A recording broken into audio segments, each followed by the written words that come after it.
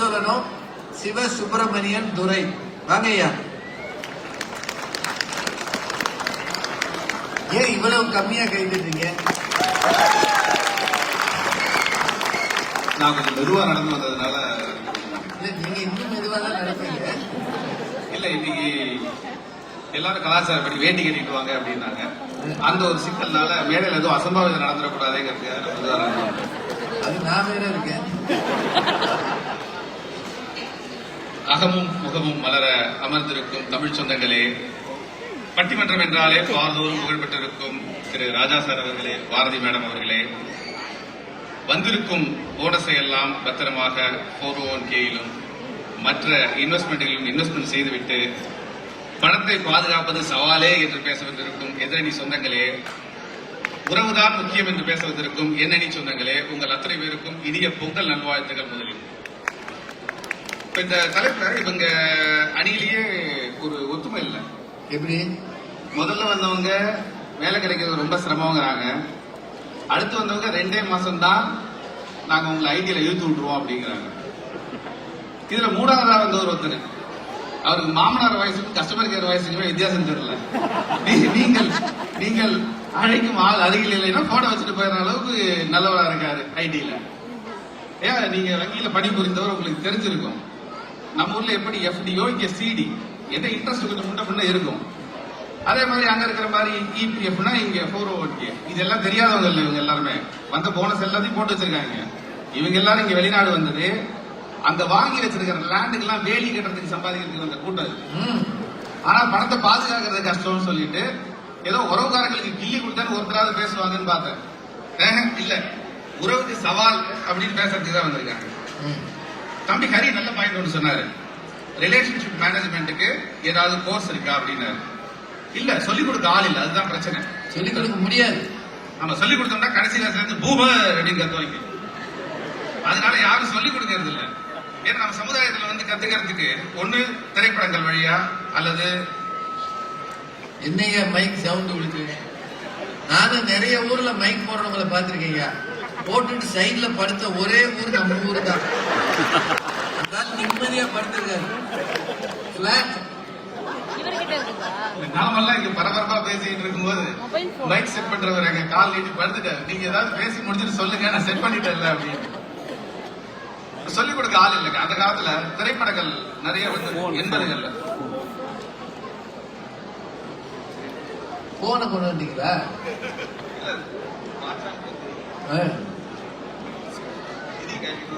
இல்ல இல்ல இல்ல, ஒரு சட்டை தான் பேசுறீங்க.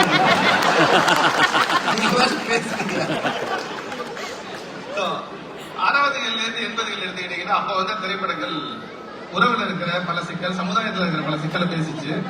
80ல இருந்து 2000 வரைக்கும் எடுத்துக்கிட்டீங்கன்னா வரதட்சணை, பெண் கொடுமைன்னு இருக்கிற மத்தியத்தர குடும்பத்தில் இருக்கிற எல்லா பிரச்சனைகளையும் பேசுற திரைப்படங்கள் உறவுகளை விட்டுக் கொடுக்க கூடாதுங்கிற தொனியில வந்த படங்கள் நிறைய இருந்தது.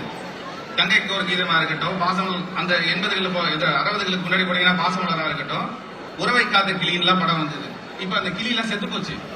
ஏன்னா உறவை காக்கிறதுக்கு சொல்லிக் கொடுக்கறதுக்கு ஆள் இல்ல. அதுதான் அந்த பையன் கரெக்டா சொன்னாப்ல, சொல்லிக் கொடுக்க ஆள் இல்ல. சரி, சொல்லிக் கொடுத்தாலும் பூமர்ன்றாங்க. அடுத்ததா பாத்தீங்கன்னா சரியா இந்த மத்தியத்தர வயதை வந்து 40-45 பிரிக்கிறதுக்கு பதிலா அதுக்கு கொஞ்சம் முன்னாடி போனீங்கன்னா கூட, ஏன்னா அந்த ஜெனரேஷன் அங்கே தான் ஸ்டார்ட் ஆகுது. இப்ப சொல்லிக் கொடுக்கணும்னு சொன்னாங்க. ஐஸ்வர்யா ஒரு நல்ல கருத்து ஒன்று சொன்னாங்க. காதலிக்க நேரம் இல்லை, காதலிக்க தெரியவில்லைங்கிறது ஒரு மிகப்பெரிய சிக்கலா இருக்கு. அந்த காதல் எந்த வயதில் எடுத்தாலும் சரி. அதனாலதான் அவங்க மேடம் பாரதி பாஸ்கர் கூட எழுத்துச்சிதர் பாலகுமாரன் அவர்கள் ஒரு பேட்டி எடுத்தாங்க. அந்த பேட்டியை நீங்க எல்லாம் பார்த்துருப்பீங்கன்னு நினைக்கிறேன். அதுல அவர்கிட்ட பேசும்போது சொன்னாங்க, இந்த தலைமுறைகள் வந்து ஒழுங்கா காதல் செய்ய தெரியல. அப்பதான் உறவுகள் வளர்வதற்கான ஒரு அடிப்படை இல்லையா? அதுக்காக நீங்க உங்களுடைய அந்த காதல் கதைகளை எழுதணும். அதை இந்த வளர்ற ஜெனரேஷன் படிச்சாங்கன்னா அன்பு செய்யறது எப்படிங்கிறது தெரியும் அப்படின்னு ஒரு கோரிக்கையை வச்சாங்க. அவங்க கோரிக்கை வச்சு பல நாள் ஆச்சு, அவரால் அதை நிறைவேற்ற முடியல. ஏன்னா இல்ல பண்ணினார், குமுதத்துல எழுதினார். அந்த செய்தி எனக்கு தெரியல, நன்றி. ஆனா பாருங்க, இப்ப வர செய்திகள் எல்லாம் குளிர்பானத்துல கலந்து கொடுத்து இப்பதான் அதுக்கு தீர்ப்பு வந்திருக்கு. கேரளால ஒரு பொண்ணு, பசங்க பொண்ணுங்கிற வித்தியாசம் இல்லாம இப்ப எல்லாத்துக்கும் ஆள் வந்து இந்த உலகத்துல இருந்து எடுக்கிறது ரொம்ப ஈஸி. இப்ப குக்கர்ல வேக வச்சிருக்கிறத ஒரு கேஸ் எழுதி கூட படிச்சேன். ரொம்ப கொடுமையா இருக்கு. உறவுகளை வந்து ஏன் அந்த சகிப்புத்தன்மை இல்ல அப்படிங்கிறது அடிச்சு பார்த்ததான் பாத்தீங்களா? இல்ல இல்ல நேரம் இவ்வளவு காலம் கழிச்சு அடிச்சு பாக்குறதுக்கு தானே. இடைவெளி எல்லாம் வந்தோடனே எனக்கு ஒரு சந்தேகம் வந்துச்சு. நீங்க கையில வேற எடுத்து வச்சு உற்சாகமா அடிச்ச உடனே அதாவது உற்சாகமான விளையாட்டு ஆளு முடிக்கணுமேன்றது கவலை இல்லையா எனக்கு. முடிச்சிடறையா. ஏன்னா உறவுகளுக்குள்ள சகிப்புத்தன்மை இல்லைங்கிறது நமக்கு எல்லாம் தெரிஞ்ச விஷயமா இருக்கு. அதை எப்படி வளர்க்கறது அப்படிங்கிறது ஒரு தனி கலை தான். அதுக்குதான் இப்ப இந்த பிள்ளைகள் பத்தி சொன்னாங்க, மரம் அப்படின்னு. நமக்கு தெரிந்துதான் வளர்கிறார்கள், ஆனால் அவர்களுடைய வேரின் ஆழம் எவ்வளவு என்று நமக்கு தெரிவதில்லை. எம்டி நெஸ்டர்ஸ் அப்படின்னு சொல்றாங்க. 4 ஏக்கர் 6 ஏக்கர் அந்த வீடு இருக்கு, 4000 ஸ்கொயர் ஃபீட்ல வீடு இருக்கு. ஆனா படிச்ச உடனே வேலை கிடைச்சு பசங்க மறந்துடுறாங்க, வீட்டுல தனியா இருக்காங்க அமெரிக்கால. இது ஒரு மிகப்பெரிய சிக்கல். ஏன்னா பெற்றோர்களுக்கும் குழந்தைகளுக்குமான இடைவெளி கிட்டத்தட்ட ஒரு 2 தலைமுறை இடைவெளி இருக்கீங்க. ஜெயகாந்தன் அவருடைய யுகசந்தின்னு ஒரு கதை இருக்குங்க. அதுல வந்து ஒரு பாட்டிக்கும் பேத்திக்குமான நடுப்புற ஒரு அப்பா மாட்டிக்கிட்டு படுற அவஸ்தையை அழகா சொல்லியிருப்பாரு. இன்னைக்கு அமெரிக்கால இருக்கிற குழந்தைகளுக்கும் பெற்றோர்களுக்கும் குறைந்தபட்சம் ஒரு தலைமுறையில 2 தலைமுறை இடைவெளி இருக்கிறது. எல்லா பெற்றோரும், நான் பேசுற பெற்றோர் எல்லாருமே சொல்றாங்க, மத்தியதர வயதுல அந்த பையன் மாடியில இருந்து இறங்கி வந்து கிட்ட 5 நிமிஷம் பேச மாட்டானா இருக்கு அப்படிங்கிறாங்க. ஏன்னா அவர்களுடைய அந்த வேவ்லெங்த், இங்க இருக்கிற அந்த சூழ்நிலைக்கும் நம்ம கூப்பிட்டு வச்சு அவங்கள்ட்ட பேசுற கருத்துக்கும் அவன் தான் நம்மள ஒரு ஏலியனை பாக்குற மாதிரி பாக்குறான். நீ எல்லாம் யார் எந்த ஊர்ல இருந்து வந்திருக்க அப்படிங்கிற ரேஞ்சுக்கு. அந்த ஜென்சி கிட்ஸோட வேர்ட்ஸுக்கு எல்லாம் இப்ப எக்கச்சக்க ரீல்ஸ் இருக்கு. அதெல்லாம் பேசினா நடுவர் மணி இல்ல, மணியாலே என்ன அடிச்சிருவாருன்னு நினைக்கிறேன். முக்கியமா உறவுகளை காக்கிறதுக்கு ஒன்னே ஒன்று சொல்லிடுறேங்க. ஒரு உதாரணம் சொல்றேன். நம்பிக்கை இல்ல, உறவுகள்கிட்ட இன்னைக்கு நம்பிக்கை இல்ல. உதாரணமா பாருங்க, இவங்க எல்லாரும் பணத்தை பாதுகாக்க தெரியலன்னாங்க. சரி, உங்களுக்கு தான் பாதுகாக்க தெரியல, என்னோட அக்கௌண்ட் நம்பர் தவிர வேணா ரவுட்டிங் நம்பரையும் தர என்கிட்ட அனுப்புங்க, I will repay with interest. இவன் ஆர்வத்தோட திருப்பி கொடுப்பேன்னு சொன்னேன். பேங்க் இன்ட்ரெஸ்ட் கொடுக்க முடியாது என்னால. சரி, இதை நம்ப மாட்டாங்க, என்ன நம்பி பணம் போட மாட்டாங்க.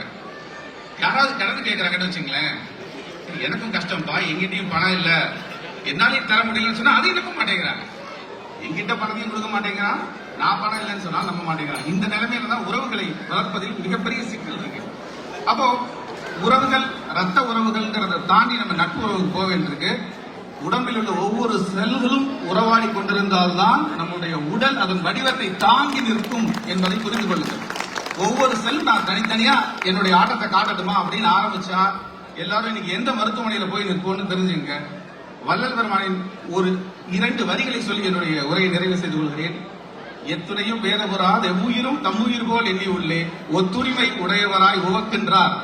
அந்த சிந்தனை வந்தால்தான் சுற்றமும் நட்பும் உங்களுடைய உறவுகளையும் நீங்கள் வளர்த்துக் கொள்ள முடியும் என்பதை கூறி தந்த வாய்ப்பிற்கு நன்றி கூறி விடைபெறுகிறேன். நன்றி, வணக்கம். சிவ சுப்பிரமணியன் அவர்கள் வள்ளலார் வரைக்கும் போயிட்டார். ஏன்னா அதெல்லாம் இருந்து கேட்கிற அவையா இருக்கணும். அந்த பகுதி முழுக்க ஸ்பேஸ் சத்தம் இருக்கு. இல்ல வள்ளலாராவது வாரியாராவது அத நல்லா பண்ணிருக்கிறார். ஜெயகாந்தன்ல இருந்து பாலகுமாரன் வரைக்கும் தொட்டு காட்டினார். இந்த மாதிரி எழுத்தாளர்களை எல்லாம் ஒரு மேடையில கொண்டு வந்து அறிமுகம் பண்றது ஒரு பேச்சாளருக்கு பெருமை, ஆடியன்ஸுக்கு அது ஒரு பாராட்டுக்குரிய விஷயம். ஓடிக்கொண்டிருக்கிற வேகத்துல இலக்கியம் என்பதை விட்டு விலகி போகிற சமூகம் இது. கிண்டல்ல பாக்குறீங்க, புத்தகங்களை கையில் ஏந்துவது என்பது இப்போது ஒரு மகா பெரிய கஷ்டமாக போனது.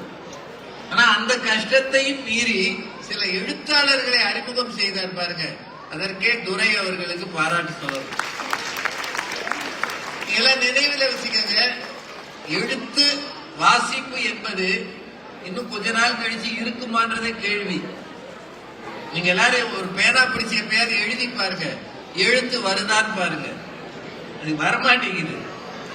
எழுதுவதை விட்டு விட்டு மவுசுல பேசிக்கிட்டு இருக்கிறோம். நம்ம அடுத்த தலைமுறைக்கு எழுத்து சரியாக வருமா என்பது கேள்வி. அதனையும் முன்னாடி வச்சு